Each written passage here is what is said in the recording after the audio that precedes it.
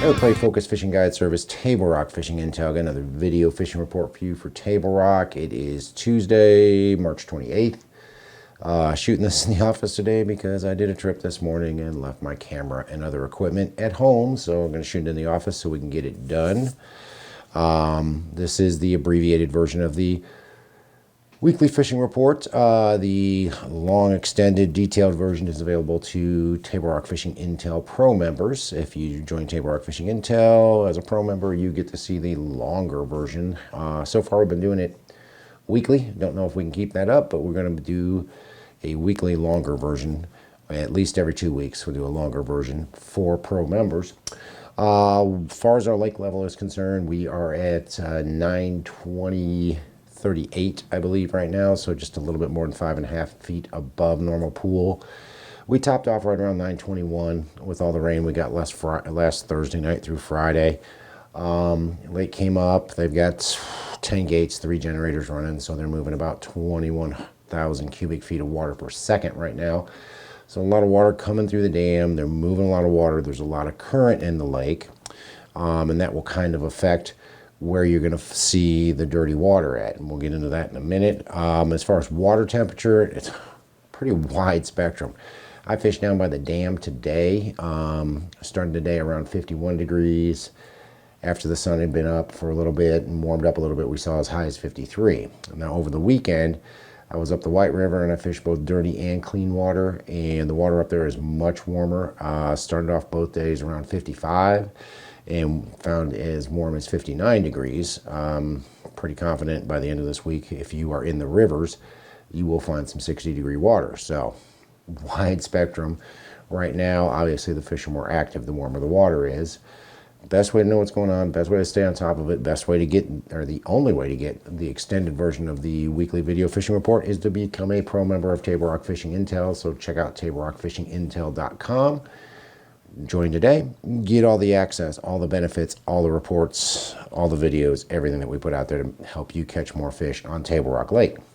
But as far as the bites are concerned, you know, my best bite continues to be on a single swim bait. It doesn't really seem to matter what part of the lake I'm on. Unless I am in dirty water, I seem to catch more fish and even some better fish on a single swim bait.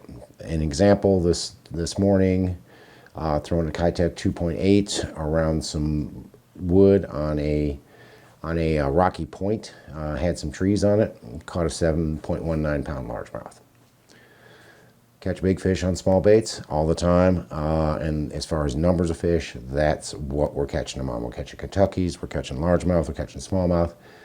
Pretty much everything is around wood cover, whether it be standing timber, brush piles. Doesn't seem to matter. Have caught a few off of dock cables and around some docks, but really seems like the best bite has been around wood on a single swim bait, using 2.8 Kitech on a 1/4 ounce ball head. Next bite that's working pretty good, worked better for us up the river and in the dirtier water, was a combination of either a Jewel Pro spider jig, a squirrel head shaky head, or a tube, and fishing basically the old bank line. We fished up behind the bushes, behind the old bank line, or above the old bank line quite a bit, both Saturday and Sunday, but most of our bites came from the old bank line. So like right now, you'd be looking at 5.5 foot deep is the old bank line, and that's where those fish were. A lot of bucks, a lot of smaller fish. The smaller fish are moving up. They're starting to cruise a little bit, especially when you get close to that 60-degree water temperature. They really start cruising and start looking. The better fish are out a little bit deeper, maybe in about 10 to 12 foot of water versus that 5 foot of water. But definitely a jig, shaky head, and tube were the other bites. We did throw a crankbait a little bit when we got some wind on Sunday and caught a few on a wigglewort or a rock crawler, steeper banks, but they're still basically right around the old bank line. Most of them we got it fairly tight to the bank, and we were paralleling the old bushes and everything, and right out in front of those bushes is where we would get bit. Threw a spinnerbait, threw a chatterbait quite a bit, especially in that dirtier water. Had a few bites, but never really connected with any fish on those bites. So don't know that that's going to hold true over the weekend. I think if we get the warmer weather they're talking about, I think a spinnerbait and a chatterbait is definitely going to be something that I would look at throwing this weekend around the flooded cover. Now that these fish are getting used to the water being up, they will certainly be up in that buckbrush or pitching a jig or a shaky head in that buckbrush. If you don't have any wind, you should be able to catch a few doing that. Guys, we're almost done with March. We got a lot of extra water, which is good. I really feel like the fish are starting to move up. These colder nights are keeping our water temperature down, though. I'd like to see the entire lake closer to 60 degrees and the rivers being up in the lower 60s right now. Just not seeing that yet. The colder nights are certainly hurting it. As far as where the dirty water is, I'm going to tell you where I saw it over the weekend. But, you know, it's all subject to change. With the amount of current they're running, they're drawing that dirty water down the lake quite a bit. Up the White River, from Eagle Rock Bridge all the way down through Shell Knob, basically to Campbell Point, the water was dirty. When you got above the Eagle Rock Bridge, the water cleared. In the Kings River, the water was dirty all the way up to the 86 bridge when we were up there on Saturday, and it was full of debris. So be careful if you're going up the Kings. Be careful anywhere right now. With the amount of current they're running, they're drawing all that debris down the lake. On the lower end of the lake, they're around around State Park, the water is stained. When you get to about Clevenger or Big Cedar, the water gets dirty, stays dirty all the way up above Cricket Creek, and then it does start to clear when you get up there above Yoakum. Got a good normal stain up there. James River, water is dirty pretty much from the mouth of the James all the way up about to Cape Fair.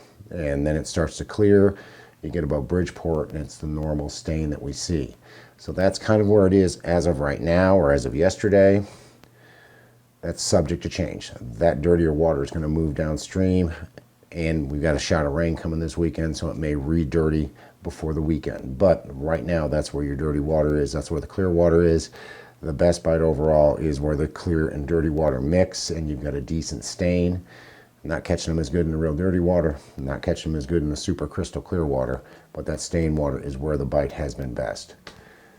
Best way to know what's going on, best way to stay on top of it, join Table Rock Fishing Intel, become a pro member, and get all that information that we share with you on a daily basis to help you catch more fish. But if you're coming down, want to hire a guide, give me a call. It's Focus Fishing Guide Service. You can reach me at 417-860-4743 or hit my website, focusfishing.com, and either shoot me an email or book online. Either way, I get back to you as soon as I can. Guys, thanks for watching the video. Check out Table Rock Fishing Intel if you haven't done so, but thanks for watching. Can't wait to hear from you. We'll see you on the water.